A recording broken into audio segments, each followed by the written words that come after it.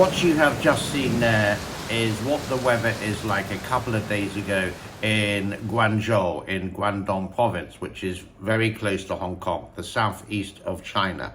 Life is not pleasant there. And surprisingly, this is a report from CGTN, Chinese Global Television Network, an English-speaking network.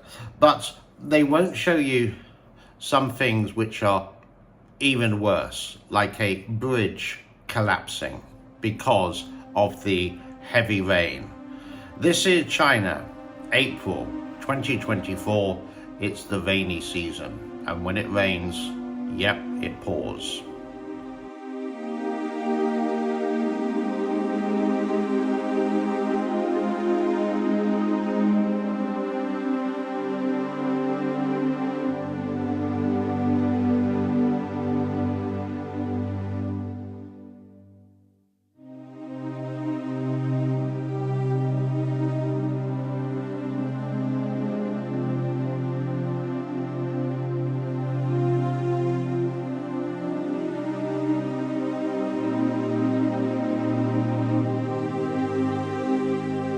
And every year I will continuously show these problems which happen. But the CCP or the CPC, the Chinese Communist Party, what do they do about it? Well, nothing. They know the floods are going to happen. It happens every year. It's happened since the beginning of time. Do they do any repairs related to the drainage system, the road system? Absolutely not.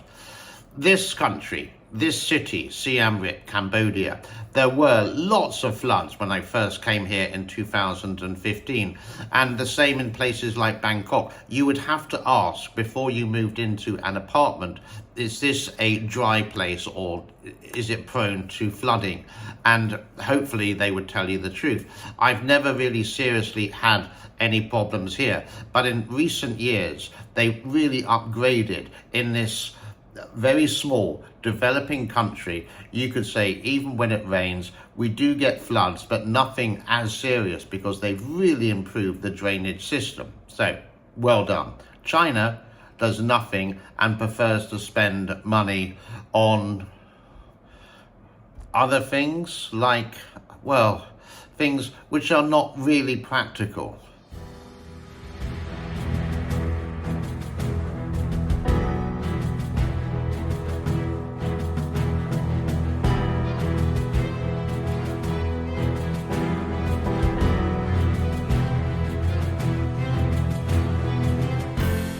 Could you imagine going out for a meal when there was a dry patch and then unable to get home because the rain is like this?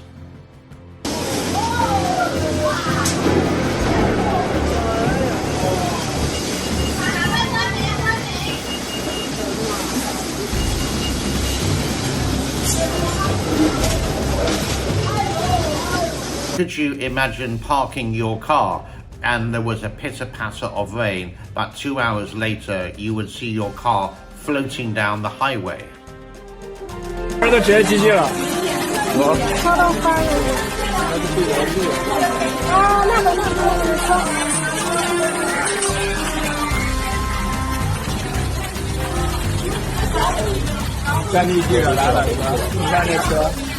This is a crazy thing. Not so far away, in places like Shanghai, I do believe, Formula One carries on with the rain, yeah, but there's no flood, so it can be possible.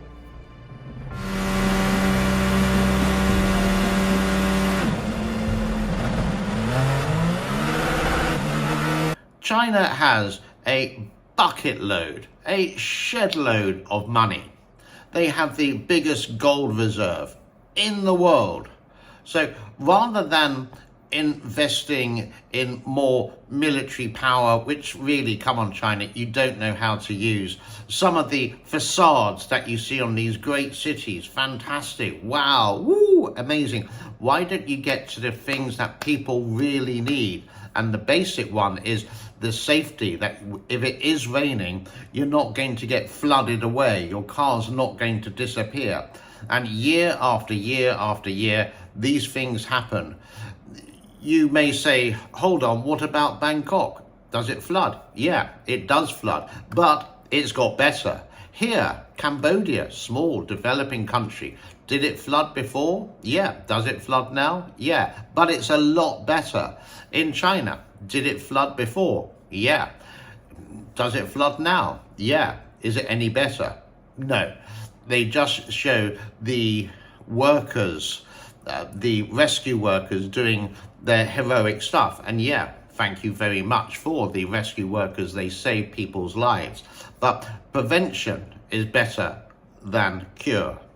So I just lose any kind of respect from the CCP, especially when you see the lavish lifestyles that they have.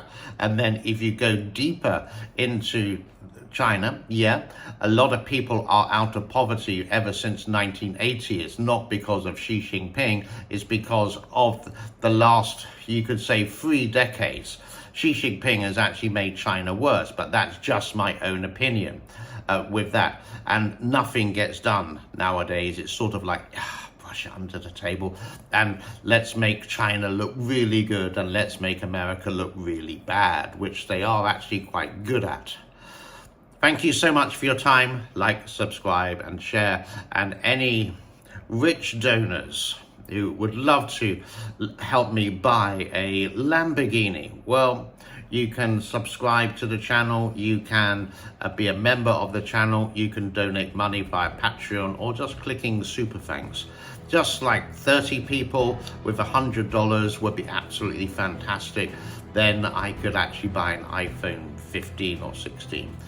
I'm being cynical. I think that's the right word, maybe not. God bless to all. I will see you soon. Bye-bye.